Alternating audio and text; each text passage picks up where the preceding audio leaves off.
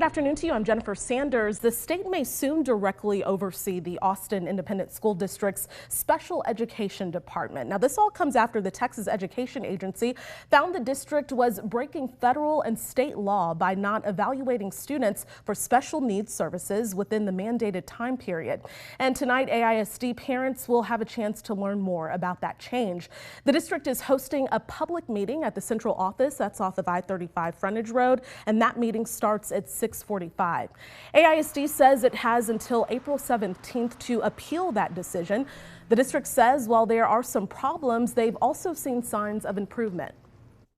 I would tell you that as an organization, we have made tremendous progress over the last several months, but it has been an ongoing challenge for this organization for years.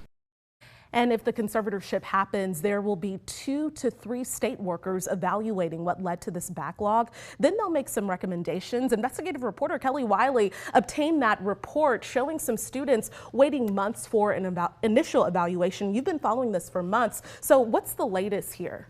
Well, the first thing to know is that students can't get access to the full array of special needs services until they get this evaluation. Next, once a parent gives consent, districts are required by law to complete these evaluations within 45 days. Well, this report shows, at least within the last 3 school years, Austin ISD was in some cases delaying evaluations anywhere from 5 to 9 months after getting parental consent. And that's, again, according to this report. The most recent numbers from late March show the district had a backlog of more than 1,800 overdue evaluations, according to district officials. These are kids suspected of having dyslexia, ADHD, being on the autism spectrum.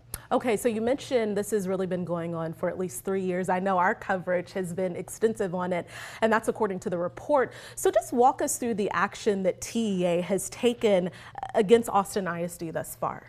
Well, part of what TEA said in this report is since 2020, they've been issuing them these corrective reports, basically detailing what they need to do to come in compliance. And part of what they said in this report is that time and time again, they've given AISD a year to come into compliance, and they've not done so. But as we reported months ago, the problem really has not improved. What Austin ISD is saying is that this is really an issue of workforce. They said over the weekend they have 51 current vacant positions for diagnosticians and therapists who could actually do these evaluations, because not everyone can. These are specific people. And as we know, it's not an AISD issue. Schools across the state are experiencing huge retention issues, particularly in special education. Okay, and so right now here you have a soundbite explaining some of this. Right now we have 72 positions and only 21 of them are filled. And so when you think about the fact that only 250 of them are licensed within Central Texas, it's a challenge for an organization of our size to get the number that we need to be able to perform the work. So we've been looking at identifying different types of incentives to get them into AISD.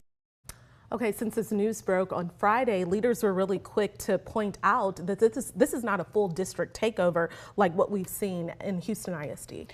That is correct. It is not the situation that's going on in Houston ISD. Houston ISD is facing the state appointing a new school board, pretty much, and a superintendent. That's not what's happening here. But it is also important to point out that at the very end of this report, TEA makes a very specific clarification, and that is to say they reserve the right to implement more state intervention if they deem it necessary within state statute.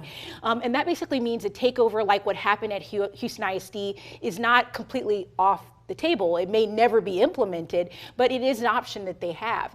This format that we're seeing with Austin ISD, this is conservators, a management team. It's a less extreme type of state intervention that the Texas Education Agency has to use when these type of situations come up where school districts aren't in compliance or they're violating some state or federal law. Okay, and that was a pretty lengthy report, and you dug through all of that, and I know you'll continue following this as we progress. Thanks, Kelly.